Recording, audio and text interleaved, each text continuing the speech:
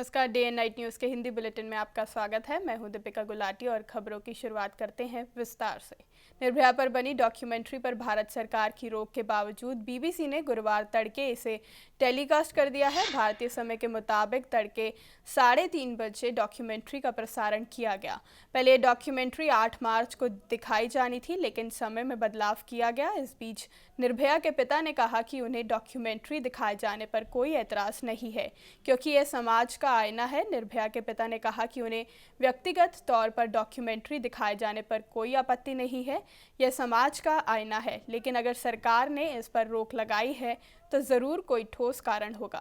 जबकि निर्भया की मां ने निराशा जाहिर करते हुए कहा, लगता है कि लड़ते लड़ते वह मर जाएंगे, लेकिन दोषियों को सज़ा नहीं मिलेगी। देखिए, इससे साफ होता है कि हर बार बात होती है, हर बार हल्ला होता है, लेकिन इस बार भी सरकार कुछ नहीं कर पाई, दिखा दिया। तो हम ये कहते हैं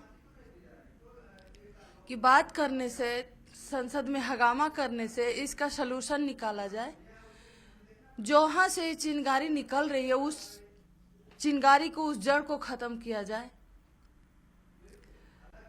हमारी बेटी मर गई, हम इंसाफ की गुहार लगाए, हजारों जगह गए, लेकिन हमें इंसाफ का बदले क्या मिला?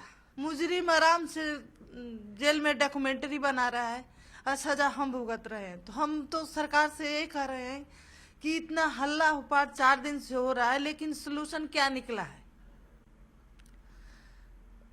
एक मुजरिम को अगर फांसी देना होता है तो 2:30 बजे फैसला बदल जाता है कि नहीं, फांसी नहीं होगी। हाँ, ये तो चॉइस पड़ गई ना कि आखिर इसमें ऐसा क्या चीज़ है जिसको लोग देख रहे हैं। लेकिन इसमें दिखाने में हमारे को कोई बुराई नहीं लग रहा है, क्योंकि अभी कल किरण बेदी जी का आ रहा था स्टेटमेंट कि ये कि एक कड़वा सच है और हमें इसको पीना पड़ेगा, जानना चाहिए, देखना चाहिए कि महिलाओं के साथ अत्याचार क्या हो रहा है, क्यों हो रहा है। 3-4 दिन हुआ एक सेमिनार में मैं गया था, मेरे को बड़ा आश्चर्य हुआ कि कोर्ट में मर्डर और रेप की केसें जो है 31,000 से ऊपर है जो पेंडिंग पड़ी हुई है। तो ये डॉक्यूमेंट्री एक आईना की तरह दिखा रही है कि आप कर क्या रहे हैं, अब क्या करेंगे आप। ये जितना बवाल हो रहा है, जो कुछ हो रहा है, देश पे इतनी उंगली उठ रही है, या यूँ कहिए कि ये जब दिखाया जाएगा तो भारत में पर्यटक नहीं आएंगे, तो इसको बहुत बड़ा, भारत को बहुत बड़ा क्षति होगा, बहुत बड़ा नुकसान होगा। वहीं निर्भया पर बनी डॉक्यूमेंट्री के प्रसारण को लेकर क्या कहना है जनता का, आइए सुनते हैं। मेरे हिसाब से पहली बात कि रिपोर्टर को परमिशन कैसे मिली वहां जाने की, ये एक पहला सवाल है। एंड सेकंड थिंग कि अगर गवर्नमेंट की तरफ से ये मतलब जो बैन लगाया हुआ था तो ये उनका लुकआउट है, तो आई फील इंडियन गवर्नमेंट का उन्होंने रिस्पेक्ट करना चाहिए। I am totally disagree with that. As a women, as a lady, as a mother, ये मैं बोलना चाहूंगी कि ये बहुत गलत सोच है। जब लड़के घूमते हैं तो वो कुछ भी करते हैं तो उनको आज़ादी है और हमको नहीं है, तो ये अभी भी हम लोग ब्रिटिश राज में जी रहे हैं, ये मुझे फील होता है। जब पहली बार जब छपने नहीं देने वाले थे, इसका मतलब काफ़ी स्ट्रिक्ट होगा और रिस्ट्रिक्शंस होंगे। उसके बाद भी वो अंदर जाके गए, तो सबसे पहला सवाल यही उठता है कि हमारी कानून व्यवस्था किस प्रकार की है कि लोग अंदर जाके सदायाता लोगों के इंटरव्यू भी ले रहे हैं और उनको मना करने के बावजूद उसे छापने की कोशिश कर रहे हैं और बाकायदा छाप भी रहे हैं। मुझे इसके बारे में ये कहना है कि जबकि ये बैन हुआ है फिर भी ये दिखाया गया है, और ऊपर से India is a democratic country, so everyone in India has equal opportunity to say whatever they want to.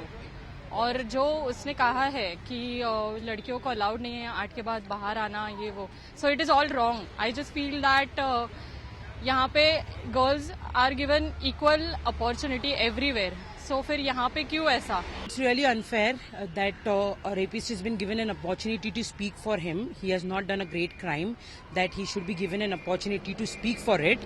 But still, if they have taken, it is really unfair on government part also that no one should be allowed inside the jail premises, because it is highly secured premises and he is not a celeb or he is not a freedom fighter as such, so that we can give him an opportunity to speak for his crime, which is really unfair.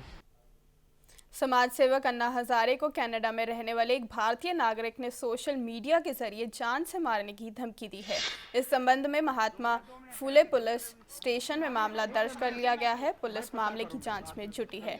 समाज सेवक अन्ना हजारे ने फिर दिल्ली के जंतर मंतर में भू अधिग्रहण अध्यादेश के विरोध में आंदोलन शुरू किया था। उन्हें इसी आंदोलन को लेकर धमकी दी गई है।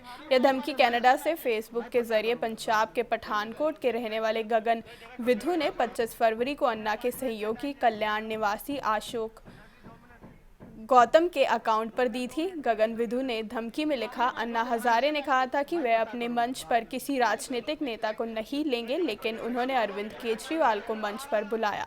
इसमें आगे लिखा गया कि जिस तरह महात्मा गांधी ने सरदार पटेल को पीछे कर पंडित नेहरू को आगे किया, उसी प्रकार आज के आधुनिक गांधी अन्ना हजारे अरविंद केजरीवाल को आगे कर रहे हैं।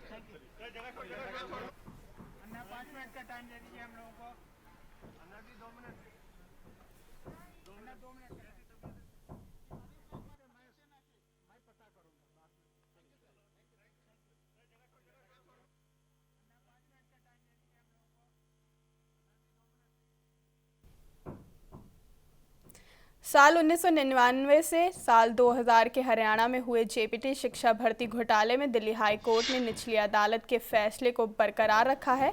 हाई कोर्ट ने इस मामले में पूर्व मुख्यमंत्री ओम प्रकाश चौटाला, उनके बेटे अजय सिंह चौटाला और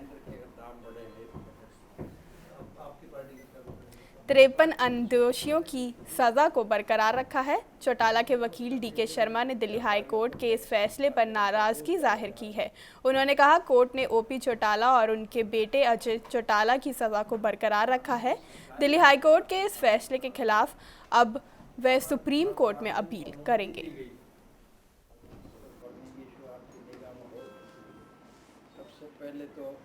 ये कहा है कि जो अक्यूज नंबर 1 से 5 ओम प्रकाश चौटाला जी, अजय चौटाला जी हैं, उनके वही जो सेम 10 साल की सजा वो बरकरार रखी है। बाकी जो मुजरिम है उनकी सजा कम की है, 2 साल तक की है, जो टीचर्स वगैरह हैं, लेकिन अपील सभी मुजरिम की डिसमिस कर दी है। केवल क्वांटम ऑफ सेंटेंस पे कुछ मुजरिम को रिहाई दिया हाई कोर्ट ने। तो इस फैसले को हम देखने के बाद हम इसकी सर्वोच्च न्यायालय में अपील दायर करें। एलटीसी के फर्जी बिल मामले में हरियाणा के 2 पूर्व मुख्यमंत्री सहित 49 विधायकों को चंडीगढ़ की आर्थिक अपराध शाखा जल्द ही पूछताछ के लिए बुला सकती है। पूर्व मुख्यमंत्री ओम प्रकाश चौटाला, भूपेंद्र सिंह हुड्डा, हरियाणा के मौजूदा स्वास्थ्य मंत्री अनिल विज, कांग्रेस नेता किरण चौधरी सहित सभी नेताओं को जल्द ही ईओडब्ल्यू की ओर से सम्मन जारी किया जाएगा। यह जानकारी आम आदमी पार्टी के प्रदेश कोषाध्यक्ष एवं शिकायतकर्ता रमेश वर्मा ने दी। गौरतलब है कि आपके प्रदेश कोषाध्यक्ष हिसार निवासी रमेश वर्मा, राजेश जाखड़, धर्मवीर काजला व कुलदीप कादियान ने सीबीआई, चंडीगढ़ पुलिस और हरियाणा मुख्यालय में 49 विधायकों पर एलटीसी का लाभ लेकर फर्जी बिल देने का आरोप लगाया था। चंडीगढ़ की आर्थिक अपराध शाखा ने आरोप लगाने वाले चारों लोगों को जांच प्रक्रिया में तलब किया। शिकायतकर्ता रमेश वर्मा ने कहा कि एलटीसी फर्जी बिल पर विधायकों ने बड़े स्तर पर हेरफेर की है।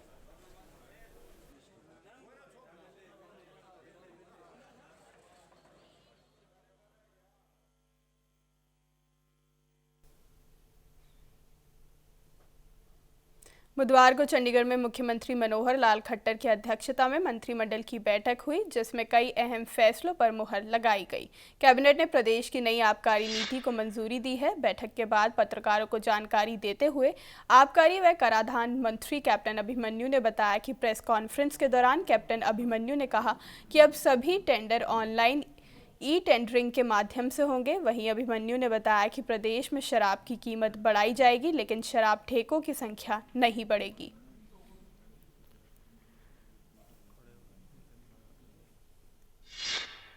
– 2015-16 की आबकारी नीति को फिर से पुराने स्वरूप में 1 वर्ष के कार्यकाल के लिए स्वीकृत किया है। पहली बार फुल प्रूफ ई टेंडरिंग के माध्यम से ठेकों का आवंटन किया जाएगा। इसमें किसी भी प्रकार का कोई मानवीय हस्तक्षेप नहीं होगा। सब ऑनलाइन टेंडर आएंगे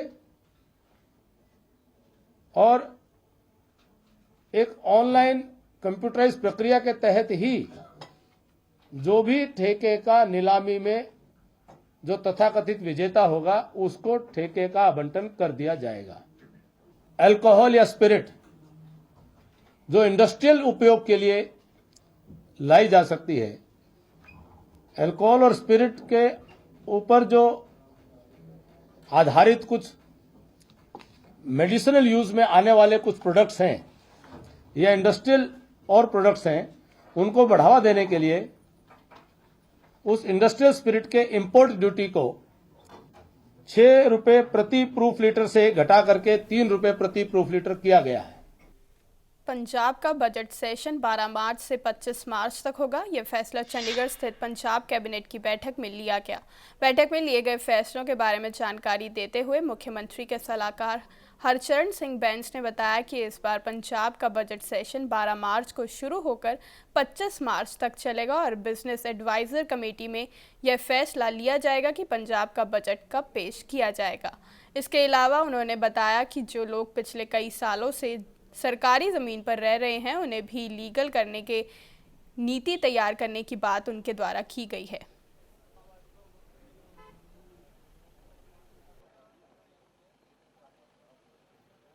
कैबिनेट जी मीटिंग हुई है उस मेन जी अज इशू सीगा वो पंजाब विधान सभा का जोड़ा बजट इजलास चौथा होना है वो तरीका तय करने वास्ते जी मेन गल सी वो ये फैसला होया कि 12 मार्च तो लैके 25 मार्च तक विधान सभा का सैशन होएगा जिहदे विच गवर्नर्स एड्रैस होएगा 12 तरीक नूं और 13 तरीक नूं जिहड़ा है वो श्रद्धांजलियां होणगियां और उस तो बाद फिर नैक्सट वीक जो बजट होएगा और ये 25 तरीक नूं जां subject to business advisory committees proposals उस हिसाब नाल होएगा। बजट की जी एग्जैक्ट डेट हैगी है वो तो बिजनेस एडवाइजरी कमेटी दसेगी कि किहड़ी होएगी, लेकिन टेंटेटिवली 20 दे नेड़े रखा गया जी, लेकिन that is subject to the decision of the business advisory committee.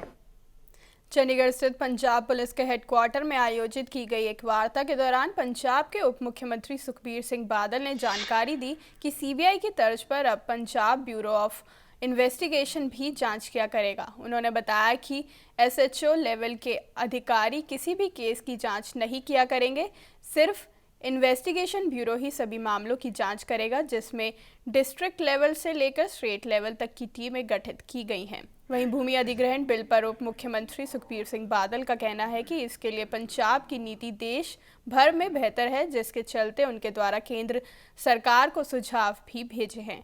इस दौरान पंजाब के डीजीपी सुमेध सिंह सैनी और अन्य आला अधिकारी भी मौजूद रहे।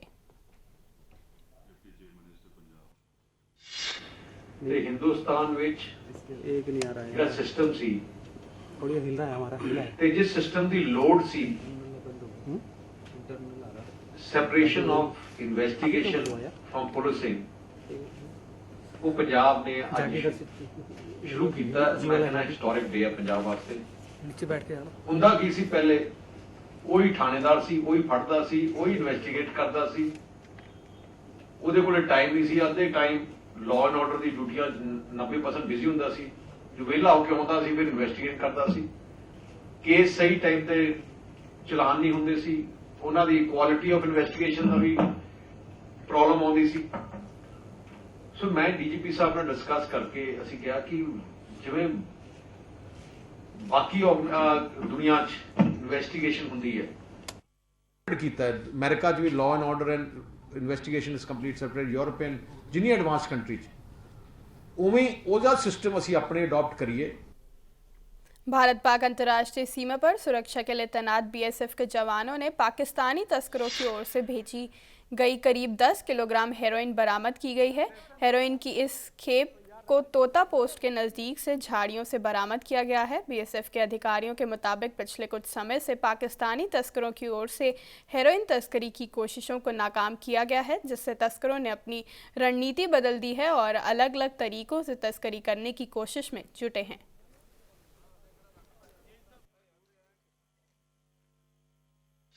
आज की जो रिकवरी है ये 10 केजी पैकेट्स बरामद हुए हैं। हमारा गेट 91 गेट है जो तोता बीओपी है हमारी, उससे आगे पड़ता है और कल हमारे पाकिस्तान काउंटर पार्ट ने कल एक फ्लैग मीटिंग कॉल करी थी किसी सिलसिले में, और उसके लिए जब हमारे जवान गए तो उन्होंने एरिया को रेकी किया, सर्च किया, और उसके दौरान ये रिकवरी हुई है। जुर्म करने वालों के हौसले अलग चीज़ है और जवानों की मुस्तैदी अलग चीज़ है। इसमें कोई शक वाली बात नहीं कि ये दबाव स्मगलर्स की तरफ से लगातार बना हुआ है, लेकिन मैं आपको ये भी बता देना चाहता हूँ कि बीएसएफ ने जो अलर्टनेस शो करी है वो भी ऐतिहासिक है। अमृतसर की गुरु नानक देव यूनिवर्सिटी कैंपस में स्थित गर्ल्स हॉस्टल में बीती रात एक युवक घुस आया। युवक के हॉस्टल में पहुंचने की सूचना पाते ही हॉस्टल में हंगामा मच गया।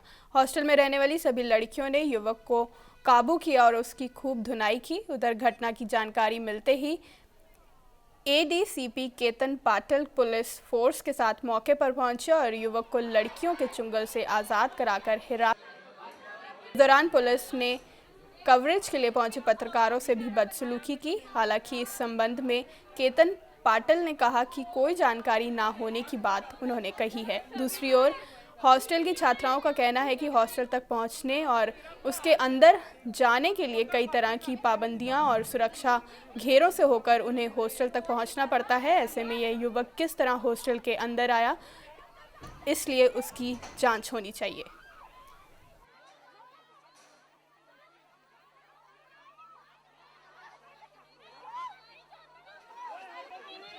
लड़की फर्स्ट ईयर की थी, उसको रेस्टिकेट कर दिया। इस साल भी कुछ ऐसा ही हो जाना था अगर ये किसी के कमरे में चला जाता। नहीं पता रक्षा कर पा रही है कि नहीं, पर ये लड़का कहाँ से आ गया। गर्ल्स हॉस्टल है, यहाँ पे हमारे इतनी संगलियां लगी हुई हैं। हमारे पेरेंट्स को, कार्स को तो अंदर आने नहीं देते, लड़के कहाँ से अंदर आ रहे हैं। हमारी रिस्ट्रिक्शंस हमसे हटा के सिक्योरिटी पे ध्यान दिया जाए। लड़का मौके पे ही पकड़ा गया है, उसके ऊपर जो ट्रेसपास का एफआईआर दर्ज किया जाएगा। एक बात और सर, पत्रकार अंदर अपना काम कर रहे थे, आप आए तो आपकी पुलिस ने उनको धक्के मार के बाहर निकाला। क्या ऐसा जायज है पत्रकारों को धक्के मारना? किसी ने धक्का मारा ये मेरे नोटिस में नहीं है। नाहन में कल हुए स्कूल बस दुर्घटना मामले में पुलिस ने स्कूल प्रिंसिपल राजेंद्र ठाकुर के खिलाफ मामला दर्ज कर लिया है। शुरुआती जांच में पुलिस ने पाया कि बस को स्कूल प्रिंसिपल राजेंद्र ठाकुर चला रहा था और उसके पास लाइसेंस भी मौजूद नहीं था। मामले की गंभीरता को देखते हुए पुलिस अलग अलग धाराओं के तहत मामला दर्ज कर छानबीन में जुटी हुई है। आपको बता दें कि स्कूल बस दुर्घटना में एक बच्ची की मौत हो गई थी, जबकि 35 बच्चों को चोटें आई थी।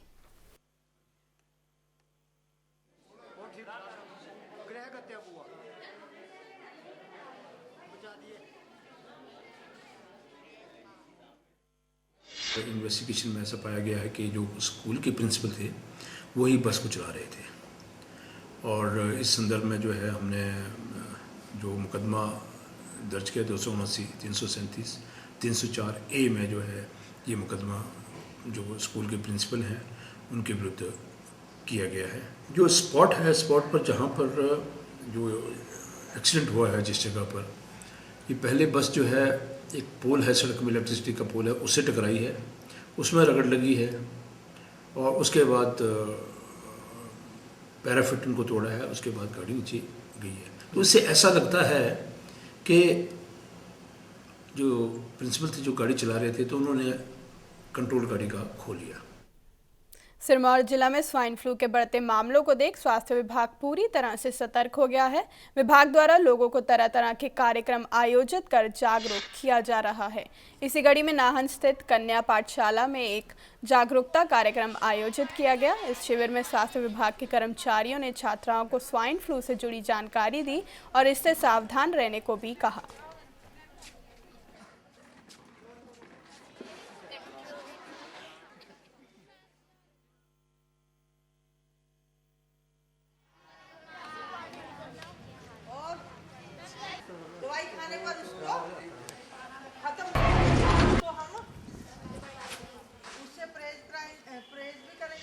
गर्ल्स स्कूल में जो है स्वाइन फ्लू के बारे में जानकारी दी गई। स्वाइन फ्लू जो है ये आजकल जो है एक मेजर इशू चला हुआ है और इसके अंतर्गत जो है सभी बच्चों को हमने जो जानकारी दी है स्वाइन फ्लू के बारे में।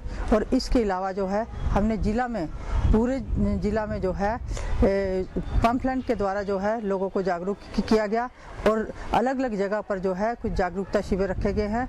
वो हमारे सारे जिला भर में जो है अभी कुछ ही दिनों के अंदर अंदर जो इसी महीने में जो है हम जितने बहुत से स्कूलों को कवर कर रहे हैं, सभी स्कूलों केंद्रों को, आंगनवाड़ी केंद्र को और PRIs को। सुजानपुर के ऐतिहासिक चौगान में 4 दिवसीय होली उत्सव के शुभारंभ अवसर पर CPS इंद्रदत्त लखनपाल का पहुंचने पर भव्य स्वागत किया गया। CPS इंद्रदत्त लखनपाल ने ऐतिहासिक मंदिर मुरली मनोहर में पूजा अर्चना के बाद होली उत्सव का शुभारंभ किया।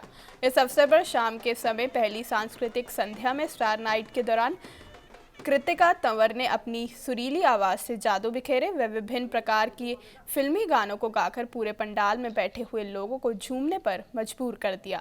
साथ ही स्थानीय कलाकारों ने भी अपनी बेहतर प्रस्तुतियां देकर समा बांधे रखा।